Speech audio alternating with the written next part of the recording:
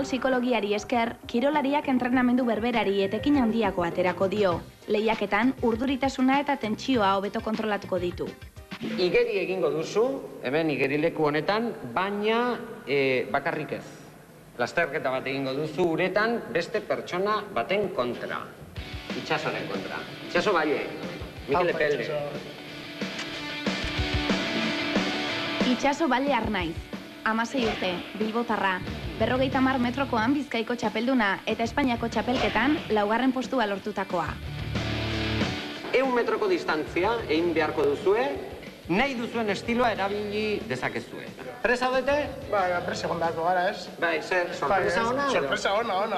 Ona? Bueno, ikusiko, a ber, zelan geldituko den, a ber. Bueno, baino jantzia jastera. Vale, ba. Venga. Bai, agur. Pasatu mesedez, Itxaso? Nola ikusi duzu? Beno, ikusiko dugu, baina nahiko konfiatua ikusi dut. Konfiatua. Hori hona da?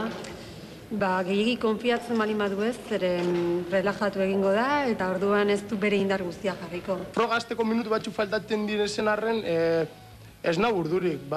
Nik etorren ezelako kirola egiten, eta kirola egingot beste kirolari baten aurka. Orduen, honen egiten dauena, irabazle izango da. Beno, proba hau garrantzitsua da, bertan ikusteko Mikelek nola erreakzionatzen duen, proba edo konpetizio baten aurrean, eta ikusi zein aspektuk edo faktorek eragozten dioten bere rendimenduan. Kirol honetan igual ez dakita ze norarteko marka ukingoten edo. Prest! Zaitik ez? Bueno, hemen jarri, momentu honetan gainera Olaiak zerbait komentatu nahi dizu, Mikel. Zu Itxaso presta zaitezke. Baina, Mikel, esaidazu zer pasatzen ari da zure burutik oraintxe bertan?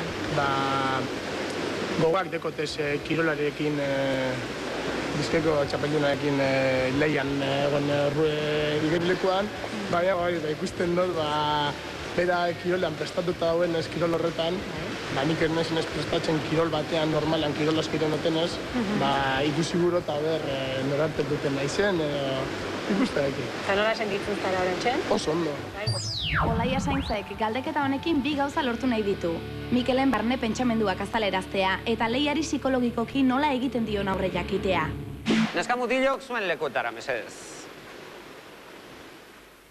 1, 2, 3.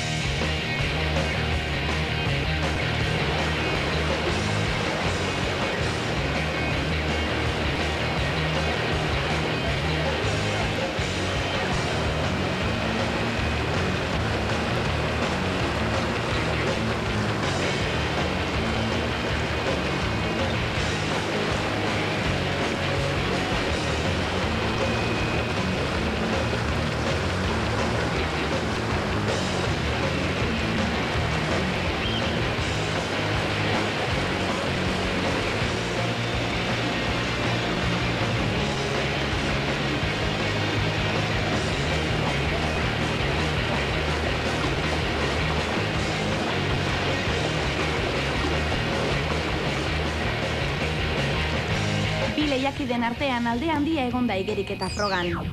Itxasok, minutu eta 3 segundu behar izan ditu 100 metroak egiteko. Mikelek 24 segundu gehiago eta ez du bere benetako mailarik eman. No, heldu zarete. Itxaso, Mikel. Zer pasatu da? Zer gertatu da? Bizkaiko txapeldun baten aurka. Egin dutela igeri eta behitu. Eta zer? Baina zintostela. Kanpora mutilok. Lehenengo eta behin eskerrak eman beharko dizkiogu Itxaso Valleri, txapeldun honi. Eskerrik asko Itxaso, ondo segi, eta ikusiko gara.